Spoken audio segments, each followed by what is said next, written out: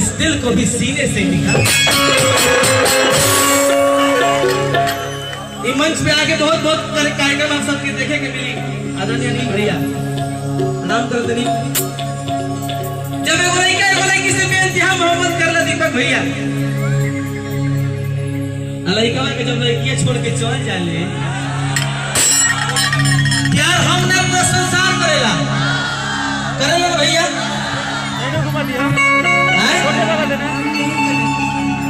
तुम नहीं करती हो? हम नहीं करते। मान के चलो कि तुमने हमसे 5 मिनट के लिए प्यार किया हो भैया, ये हमारा अंतिम गाना का भाव लगा। तोरा चलते अपने भाई के छोड़ देनी रे,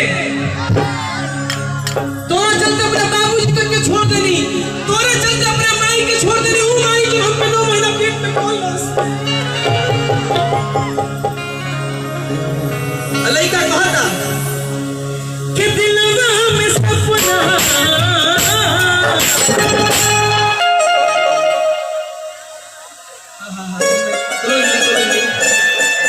यहाँ लीजिए स्मार्ट आदमी खड़े हैं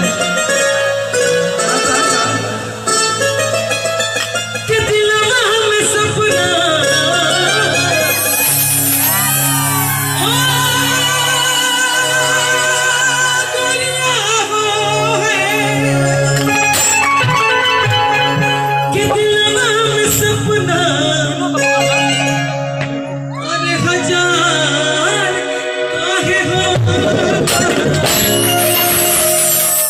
जी 5 मिनट इतना अच्छा एक्टिंग करके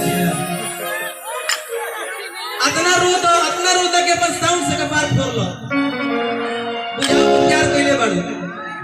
हां रो गा के एक्टिंग करके गिर गाड़ के सब कुछ पूरा भैया। अब गिला से क्या मतलब है? जो ये कार्यक्रम में तुम गिला होने चाहिए, गिला से क्या मतलब है कि नहीं भैया? हमारे खातिर कोनो मंच छोड़ कोनो मंच बढ़ना होला। बस नजरिए आया हो, नजरिए कया हो, नजरिए हम औरत नजरिए सजा हो, नजरिए नजर के नजर से मिलावेला और नजरिए के मारो के बचिए ना के दिलवा में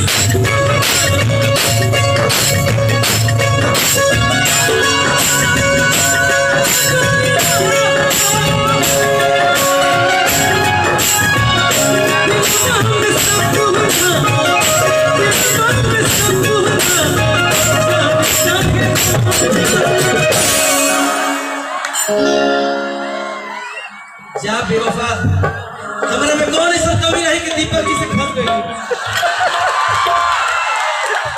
हमारे में कौन ऐसा कमी रही? हम खूबसूरत नहीं थी, हम पैसा वाला नहीं थी कि दिलवा में सपना होता, दिलवा में सपना होता, जान का